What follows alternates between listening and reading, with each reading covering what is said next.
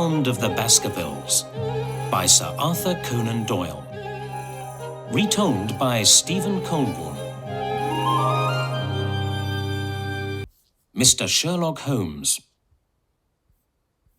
My name is Dr. Watson. I am writing this story about my friend, Mr. Sherlock Holmes, the famous detective. Sherlock Holmes lives at 221B Baker Street, in the middle of London.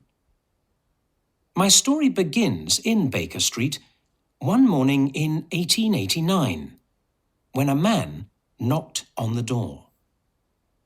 I heard the man say, "Mr. Holmes, my name is Dr. Mortimer. I need your help." "Come in," said Holmes. "How can I help you?" "I have a strange story to tell you, Mr. Holmes," said Dr. Mortimer. "My story is very strange. Perhaps you will not believe me." Chapter 2. The Curse of the Baskervilles. Dr. Mortimer sat down. Sherlock Holmes and I listened to his story. "I am a doctor, and I work in the country," said Dr. Mortimer. "I live and work on Dartmoor, and as you know, Dartmoor is a large, wild place. There is only one big house on Dartmoor, Baskerville Hall. The owner of the house was Sir Charles Baskerville. I was his friend as well as his doctor." "I read of his death in the Times newspaper," said Holmes. "That was 3 months ago," said Dr. Mortimer. "The newspaper reported his death, but it did not report all the facts." "Was there something strange about his death?" asked Sherlock Holmes. "I am not certain," said Dr. Mortimer. "There was a story about a curse on the Baskerville family. Sir Charles believed this old story." "A curse?" I asked. "What do you mean?" "Here is the story," said Dr. Mortimer. He took a large piece of paper out of his pocket. "Please, read this. It is the story of the curse of the Baskervilles."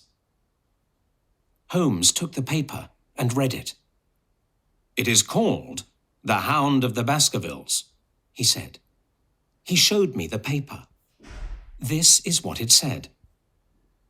In the year 1645, Sir Hugo Baskerville was the owner of Baskerville Hall. Sir Hugo was a cruel man who did not believe in God. Every day, he went out hunting and drinking with a gang of wild friends. A farmer on Dartmoor had a beautiful daughter. Sir Hugo wanted to marry the girl, but she was afraid of him. The girl's father told Sir Hugo to stay away from his farm. Sir Hugo was very angry. One day, when the farmer was working in his fields, Sir Hugo rode to the farm with his friends. They caught the girl and took her to Baskerville Hall. The poor girl was terrified. Sir Hugo locked her in a bedroom. Then he started drinking with his gang. When he was drunk, he became more wild and cruel. He shouted at his men and hit them. The frightened girl waited until it was dark. Then she opened a window and escaped from Baskerville Hall. Her father's farm was about 4 miles away. It was night, but she was able to follow the path in the moonlight. She started to run across the dark moor. Sir Hugo went to the girl's room. It was empty, and Sir Hugo was terribly angry.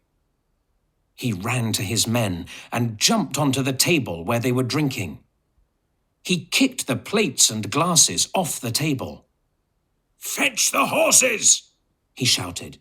Get the girl! They all ran outside and jumped onto their horses. Sir Hugo kept a pack of wild dogs for hunting. Let the dogs find her, he shouted. The devil can take me if I do not catch her. The dogs ran out across the dark moor. Sir Hugo and his men rode after them. The dogs barked, and Sir Hugo shouted. Then they heard another noise. It was louder than the noise of barking and shouting. The dogs stopped and listened. They were afraid. The men heard the noise too.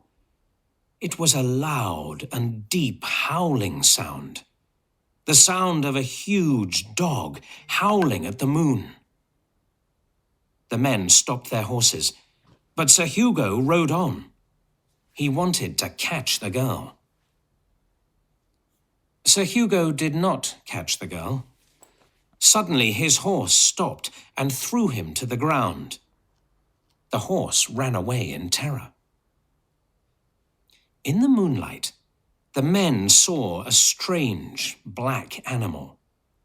It looked like a dog with huge, fiery eyes, but it was as big as a horse.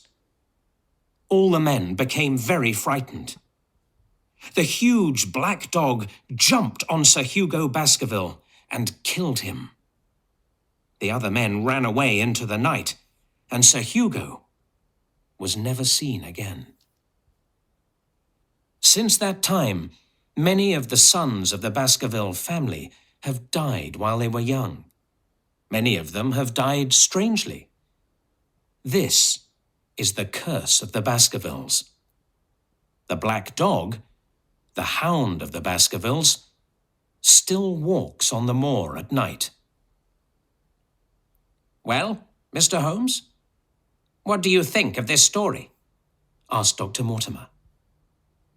I do not think it is a true story, said Sherlock Holmes. Why do you show me this story? Do you believe it? Before Sir Charles Baskerville's death, I did not believe the story, Dr. Mortimer answered. But Sir Charles believed the story. It worried him. He became ill, and his heart was weak. Why did he believe this story? I asked. Because he saw the hound on the moor, answered Dr. Mortimer. Or he thought he saw it. When Sir Charles told me this story, I told him to take a holiday. I told him to go to London for a few weeks and forget all about the curse. Did he take a holiday? I asked. No, said Dr. Mortimer. He planned to go to London the following Friday, but on the Thursday evening, he went for a walk on the edge of the moor, and he never returned. How did he die? I asked. He died of a heart attack, answered Dr. Mortimer. His servant came to fetch me. I found Sir Charles near the house, on the edge of the moor. He was running away from something when he died. I am sure of that. I think he was terrified of something. Terrified? Asked Holmes. What was he running away from? I looked at the ground where Sir Charles had walked. I saw his footprints, said Dr. Mortimer. But there were other footprints on the ground. They were not the footprints of a man. They were the footprints of a gigantic hound.